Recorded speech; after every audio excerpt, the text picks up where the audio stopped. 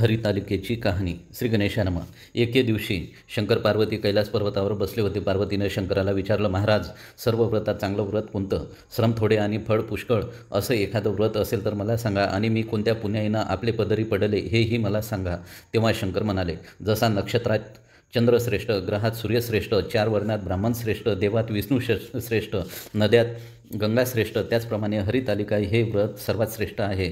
ते तुला सांगतो. तेच तू पूर्वजन्मी हिमालय पर्वतावर जाऊन केलंस आणि त्याच पुण्यानं तू मला प्राप्त झालीस. ऐक, हे व्रत भाद्रपद महिन्याच्या पहिल्या तृतीयेला करावं. ते पूर्वी तू कसं केलंस ते मी तुला आता सांगतो. तू लहानपणी मी तुला प्राप्त व्हावं म्हणून मोठं तप केलं. 64 वर्ष तर झाडाची पिकले खाऊन राहिलीस. थंडी, पाऊस, ऊन तिन्ही दुःख सहन केले. हे तुझे श्रम पाहून तुझ्या बापाला फार दुःख झालं व अशी कन्या कोणास द्यावी अशी त्याला चिंता पडली. इतक्यात तिथं नारद मुनी आले. हिमालयानं त्यांची पूजा केली व येण्याचं कारण विचारलं. तेव्हा नारद म्हणाले, तुझी कन्या उपवर झाली आहे, ती विष्णूला द्यावी. तो तिच्या योग्य नवरा आहे. त्यांनीच मला तुझ्याकडे मागणी करण्यास पाठविलं आहे, म्हणून इथं मी आलो आहे. हिमालयाला मोठा आनंद झाला. त्यानं ही गोष्ट कबूल केली. नंतर नारद तेथून विष्णूकडे आले, त्यांना ही हकीकत कळविली व आपण निघून दुसरीकडे गेले. नारद गेल्यावर तुझ्या बापानं ही गोष्ट तुला सांगितली. ती गोष्ट तुला रुचली नाही, रागावलीस. असं पाहून तुझ्या सखीनं रागावण्याचं कारण विचारलं. तेव्हा तू सांगितलंस, महादेवा वाचून मला दुसरा पती करणं नाही असा माझा निश्चय आहे. असं असून माझ्या बापानं मला विष्णूला देण्याचं कबूल केलं. याला उपाय करावा. मग तुला तुझ्या सखीनं एका घोर अरण्यात नेलं. तिथं गेल्यावर एक नदी दृष्टीस पडली.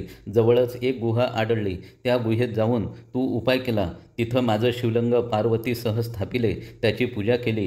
तो दिवस भाद्रपद शुद्ध तृतीयेचा होता. रात्री जागरण केलं. त्या पुण्यानं इथलं माझं आसन हललं. नंतर मी तिथं आलो, तुला दर्शन दिलं आणि वर मागण्यास सांगितला. तू म्हणालीस, तुम्ही माझे पती व्हावे, याशिवाय दुसरी इच्छा नाही. नंतर ती गोष्ट मी मान्य केली. मी गुप्त झालो. पुढं दुसऱ्या दिवशी ती व्रतपूजा विसर्जन केली. मैत्रिणीसह त्यांचं पारणं केलंस. इतक्यात तुझा बाप तिथं आला. त्यानं तुला इकडे पळून येण्याचं कारण विचारलं. मग तू सर्व हकीकत सांगितलीस. पुढं त्यानं तुला मलाच देण्याचं वचन दिलं. तुला घेऊन घरी गेला. मग काही दिवसांनी चांगला मुहूर्त पाहून मला अर्पण केली. अशी या व्रतानं तुझी इच्छा पूर्ण झाली. याला हरितालिका व्रत असं म्हणतात.